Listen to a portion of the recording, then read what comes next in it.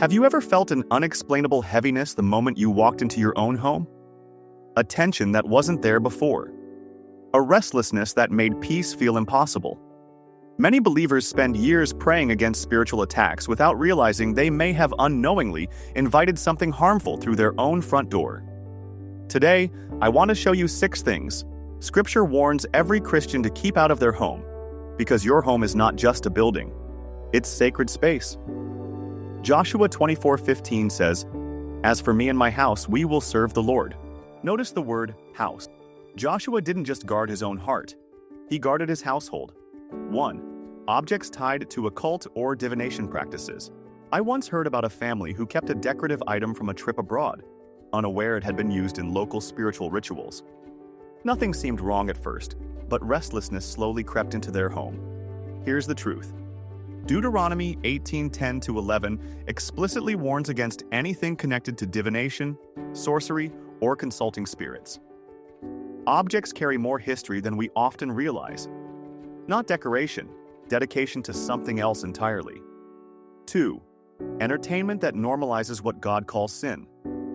A believer once told me they never thought twice about the shows constantly playing in their living room. Yet, over time, things that once made them uncomfortable slowly began to feel normal. Listen carefully. Philippians 4:8 instructs us to dwell on what is pure, lovely, and honorable. What repeatedly fills your home through screens shapes what your family begins to accept as ordinary. Not neutral, formative. 3. Unresolved bitterness and unforgiveness kept alive in conversation. I remember a household where old grudges were rehearsed at nearly every gathering. Nothing physical was wrong with the home, but the atmosphere felt heavy every time you walked in. Here's what you need to understand. Hebrews 12:15 warns that a root of bitterness can spring up and cause trouble, defiling many.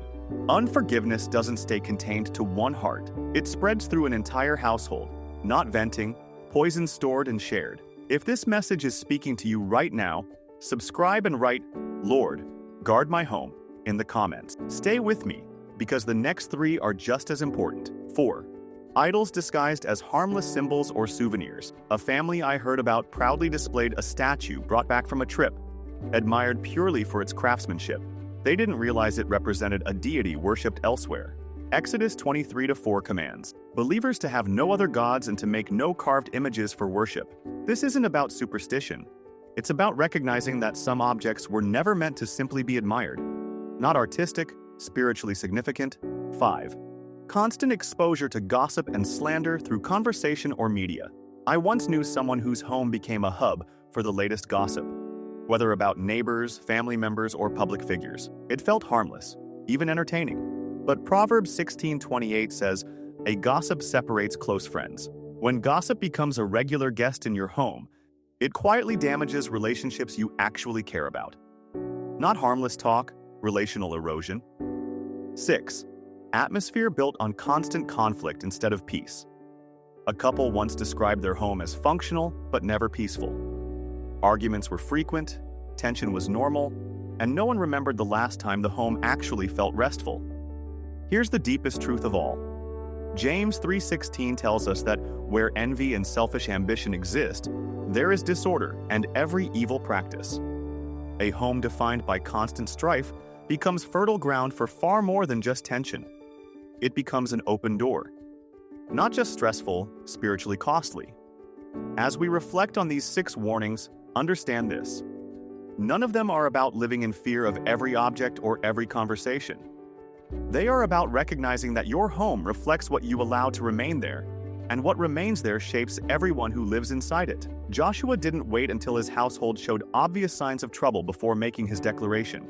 He decided in advance what his home would represent. This is your invitation to do the same. Walk through your home with fresh eyes. Ask which decorations, which entertainment, which conversations, and which patterns of conflict may have quietly settled in without your full awareness. You don't need dramatic action for most of this. Sometimes it's as simple as removing an object, changing what fills the screen, or choosing to speak forgiveness instead of rehearsing old wounds. Your home is meant to be a place of refuge, not a place where harmful patterns are unintentionally welcomed and sustained. The same God who cares about your heart cares about the space you live in every single day.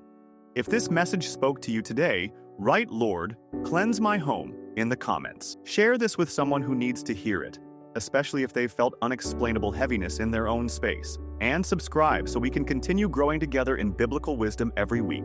God bless you, my brother, my sister. Until next time.